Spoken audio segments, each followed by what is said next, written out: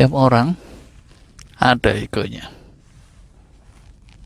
Karena ego tersebut, hal-hal yang sepertinya mudah bisa jadi sulit. Sebaliknya yang sulit bisa jadi mudah, ya kan? Ada yang sering bilang, pekerjaan sulit kalau dikerjakan dengan hati, hasilnya bisa luar biasa, ya kan? Sisi lain ustadz-ustadz juga bilang, yang bisa membolak-balikkan hati hanyalah Allah. Orang yang gak percaya adanya Tuhan gimana sih? Mau diterangin gimana? Dasarnya dia gak percaya. Susah, ya kan? Tapi sisi lain yang sudah yakin hatinya, diminta puasa aja sebulan penuh, dia lakukan dengan gembira ria. Rasulullah sering mencontohkan, ya kan, betapa beliau itu amat bisa mengendalikan hatinya, amat bisa mengendalikan egonya, amat bisa mengendalikan amarahnya. Diparanin orang gitu ya, terus disembur-sembur sana sini, Rasul tetap mantap, tetap tenang. Setelah orang yang nyembur selesai, beliau nanya, "Wahai Abu Al-Walid, apakah kamu sudah selesai bicaranya?" Dia masih respectful, responnya masih enak seperti itu, bahkan dengan musuh-musuhnya, ya kan? Buat kita ini teladan yang luar biasa, tapi kita semua tahu untuk meneladaninya itu tidak pernah mudah. Orang disuruh nyetop rokok aja ya, kayaknya kan gampang tuh ya. Itu tidak gampang. Ego itu bagian dari insting primitif manusia. Ego tidak bisa diajak ngobrol, tidak bisa disuruh, tidak bisa diberitahu dengan penalaran. Merokok membunuhmu, wah. Atau merokok bahayanya A, B, C sampai Z.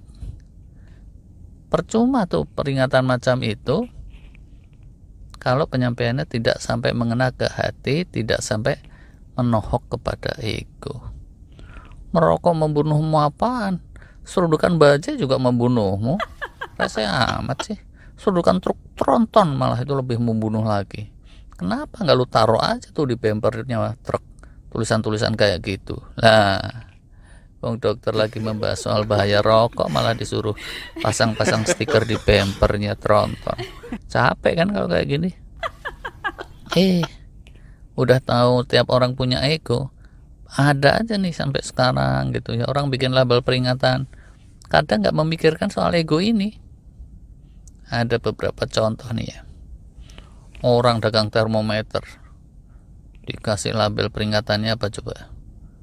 Setelah diaplikasikan ke dubur, jangan langsung diaplikasikan ke mulut. Lah, lu kira gue gila apa? Habis ditansipin ke knalpot terus dimut-mut. Amit-amit cabang bayi. Hair dryer aja juga ada yang labelnya juga nggak memikirkan egonya kita. Tulisannya kayak gini, jangan pakai alat ini selagi tidur. Ya iyalah, kalau tidur kan kita biasanya cuma ngiler doang. Mana ada juga orang tidur pakai hair dryer, ya kan? Orang dagang bor gitu, label peringatannya juga antik. Alat ini bukan untuk bor gigi. Yang lu kasih tahu tuh siapa, bro? Rampal itu cangkemnya kalau gigi dibor pakai bor beton kayak gini. Lu kira para dokter gigi itu manusia sadis? Aduh. Dan seterusnya nih, banyak label yang lucu-lucu bisa dicari di internet. Orang tahu semua kita punya ego, tapi dalam keseharian kadang lupa dan gak nyadar. Mohon maklum.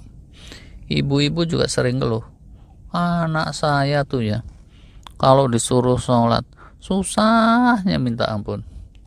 Kalau disuruh belajar, besok mau ujian, seharian malah selengean.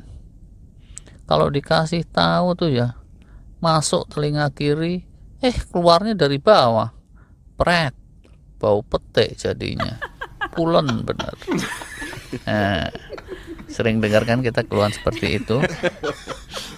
Lebih susah tuh ya, anak-anak disuruh belajar, kalau orang tuanya yang nyuruh malah layeh-layeh, nonton drakor, nonton bola, atau jalan-jalan malah happy-happy. Nah, anak-anak dipaksa ngapalin Quran. Selagi kecil mereka nggak berdaya, tapi gedenya malah bisa berontak kalau main paksa-paksa seperti itu. Yang parah ada tuh kejadian, pas gedenya malah jadi murtad. Egonya merasa diinjak-injak sih. Gimana itu? Walau alam. Yang maksa juga, jangan dikira itu benar. Itu orang tuanya juga ndablek, nurutin ego. Padahal kan dari sananya udah jelas, tegas ditetapkan oleh ajaran Allah. Tidak boleh ada pemaksaan dalam beragama. Nah, ini anak sendiri dipaksa-paksa. Dipaksa hafal Quran, dipaksa masuk pesantren, dipaksa ini itu. Udah gitu tetap aja itu para guru, orang tua masih ngeyel. Tapi kan bla bla bla bla, 1001 alasan pembenaran karena menuruti egonya. Ajaran agama udah ditulis pakai bahasa terang di Alkitab masih diayelin juga. Ada tuh yang kayak gitu. Tapi bukan di sini. Di sono tuh adanya. Di Qurun Sahibi. Di sisi lain, ego itu juga bisa positif. Kalau egonya udah kena, hatinya sudah kena, semua mudah. Perintah puasa Ramadan itu salah satu contoh. Perintahnya itu ya, di Quran, di Alkitab, hanya satu kalimat.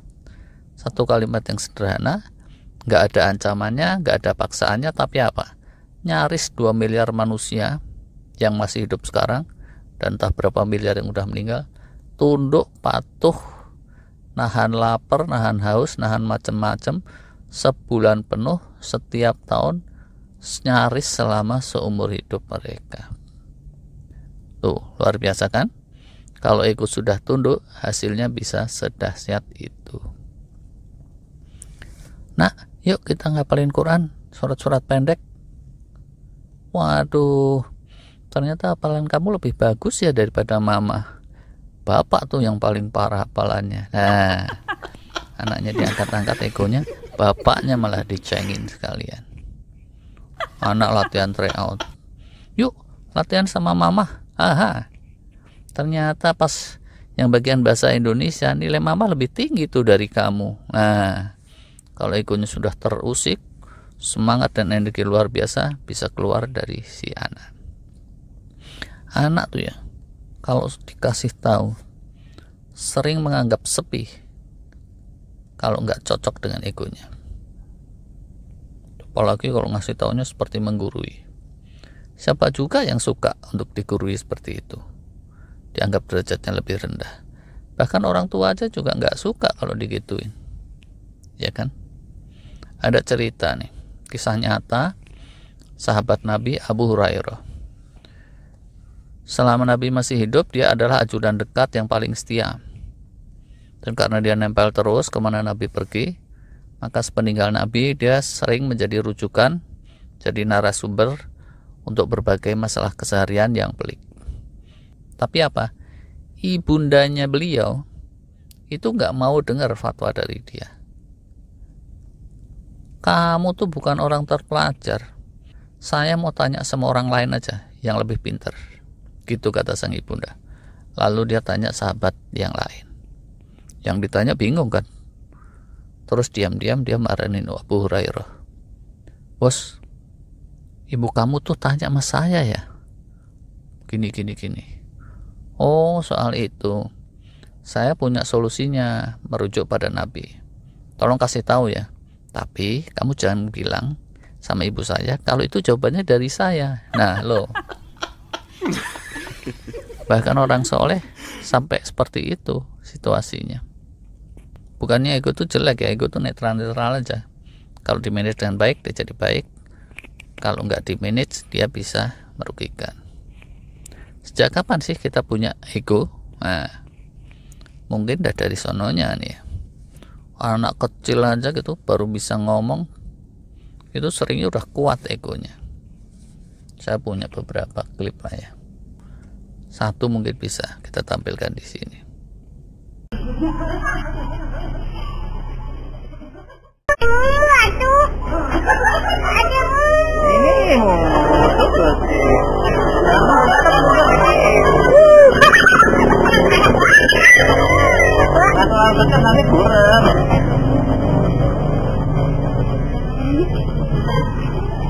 Tuh, anak sekecil itu aja udah kayak gitu.